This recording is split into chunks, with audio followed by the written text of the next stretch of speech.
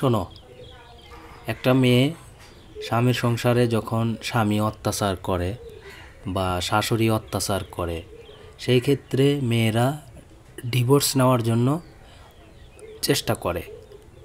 এখন আমার প্রশ্ন হচ্ছে, যখন স্বামী অত্যাচার করে এবং শাশুড়ি অত্যাচার করে, সেইখান থেকে একটা মেয়ের ডিভোর্স নিলে কতটুকু ভালো হবে আর ডিভোর্স না নিলে কতটুকু ভালো হবে, সেই বিষয়ে তোমার কাছে আমার প্রশ্ন। তুমি আমার দর্শকদের উদ্দেশ্যে মেসেজ দিবা, খুব সুন্দর করে বুঝিয়ে দিবা, বলো।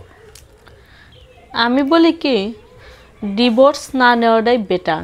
না নিয়ে কিছুদিনের জন্য বাবার বাড়িতে গিয়ে থাকবেন, দেখবেন থাকার পরে বুঝবেন বাবার বাড়ি আত্মীয় স্বজনের কীরকম আচার আচরণ, সেটা আগে দেখবেন।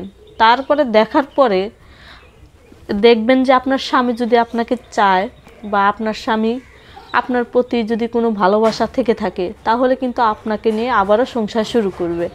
আর রাগের মাথায় যদি আপনারা ডিভোর্স দেন, তাহলে হেরে গেলেন। কারণ তখন বাবা মা আত্মীয় স্বজনের তো কথা শুনতেই হবে, স্বামী কিন্তু আর দ্বিতীয়বার নেবে না। আচ্ছা, সেটা না হয় বুঝলাম। আর আমি আর একটা কথা বলি, সেটা হচ্ছে, একটা মেয়ের বিয়ে কিন্তু একটাই আর একটা ছেলের বিয়ে কিন্তু একটাই। আসলে বিষয়টা হচ্ছে, আমি বলি, ডিভোর্স দিলেই কিন্তু সব সমাধান হয় না আবার। আচ্ছা দাঁড়াও, কেননা একটা মেয়ে স্বামীর ঘরে যখন অশান্তির মধ্যে বসবাস করে, তখন অনেক মেয়ে আছে ডিভোর্স নেওয়ার জন্য চেষ্টা করে। আসলে ডিভোর্স না নিয়ে আপনারা যদি মানে মেয়েদেরকে বলছি, আপনি যদি কষ্ট করে ধৈর্য ধরে যদি আপনি টিকে থাকতে পারেন, আপনি হচ্ছে জাস্ট চুপ করে থাকবেন। আপনি হচ্ছে প্রতি উত্তর করার কোনো প্রয়োজন নাই। আপনি একটা সময় দেখবেন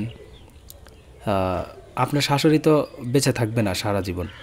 আপনার শাশুড়ি যখন বৃদ্ধ হবে, ঘরে পড়বে, তখন আপনি বুঝতে পারবেন। ঠান্ডা লাগছে ভাই।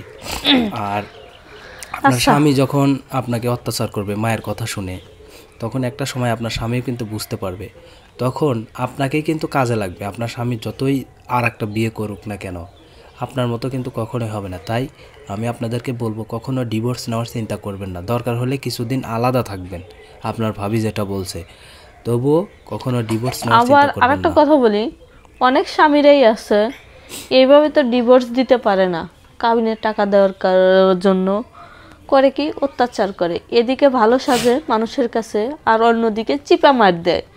তখন সেই মেয়েটা কিন্তু বাধ্য হয়ে যায়, কিন্তু সেই মেয়ে বাধ্য হয়ে যায় তাকে যখন না রাখে, তখন কিন্তু দেখা যায় যে সমাজের কাছে সে খারাপ হয়ে যায়, কিন্তু তার কিন্তু কোনো দোষই থাকে না, কিন্তু দোষী হয়ে যায় তারপরেও। আর এমনি তো মেয়েদের দোষ একটু বেশি হয়, পায়ে পায়ে দোষ হয়। আর সেই ক্ষেত্রে বলি, কেমন জানি কয় না যে তুমি কি আমাকে রাখবা না, কয় তুই কি মায়ের বরাদ্দ বোঝস না, ঠিক এরকমই কিছু ছেলেরা আচরণ করে। তো যাই হোক, এমন করবেন না কেউ, সবাই মিলেমিশে থাকার চেষ্টা করবেন, আর ডিভোর্স নেওয়ার চিন্তা কখনোই করবেন না। আর ডিভোর্স হওয়ার পরে দেখা যায় কি, হওয়ার আগ মুহূর্তে কেউই বোঝে না, স্বামী বোঝে না, স্ত্রী বোঝে না, কিন্তু হওয়ার পরে কিন্তু দুজনে বুঝতে পারে। বোঝার পরে কোনো কাজ হয় না। ভালো থাকবেন সবাই। আজকের ভিডিও এই পর্যন্তই, শেয়ার করে দিবেন।